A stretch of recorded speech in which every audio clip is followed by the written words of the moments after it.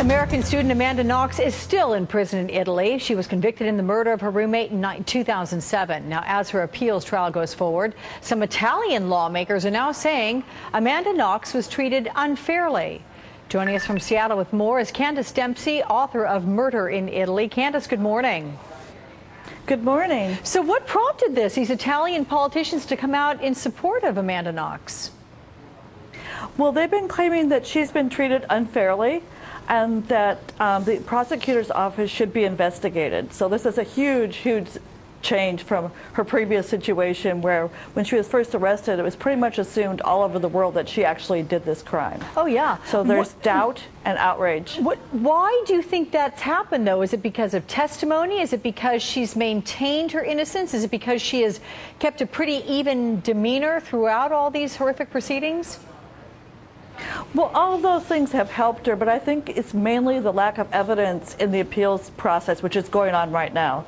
Her first trial was all about her sex life. You know, she was a girl gone wild. And the second trial, the judge has insisted on looking at the evidence, and it's not holding up at all. So there's conflicting evidence. It doesn't make sense. It's illogical.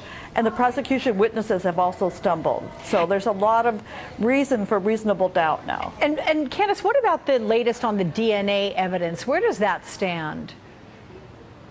Well, they've already discovered, they have independent review of the DNA evidence for the very first time.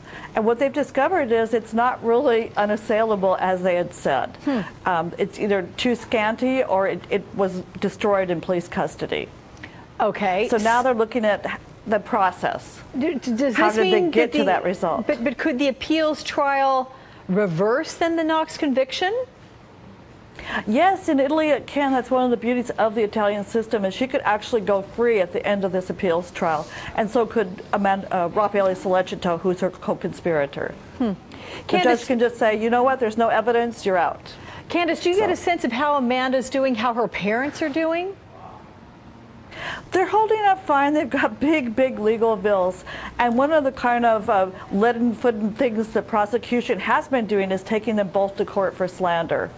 Amanda has a slander trial she's facing during the appeals trial, and her parents the same way.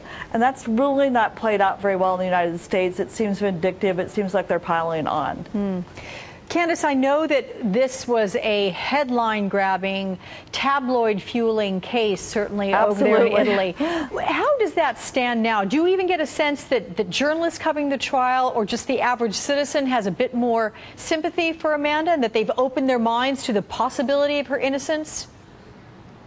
I definitely think so, because I'm Italian American. Whenever I go to Italy, I talk to Italians a lot, and they always say, oh, we have DNA evidence on her. So when that DNA evidence falls away, I think that makes her much more sympathetic. She's been in jail now for 4 years. People feel they know her. Okay. Well, Candace Dempsey, the author of Murder in Italy. Candace, thanks so much. And thank you for having me. That is a wrap of our live MSNBC Saturday coverage. Stay with us. We have headline updates, breaking news as it happens. Up next, we've got another MSNBC doc.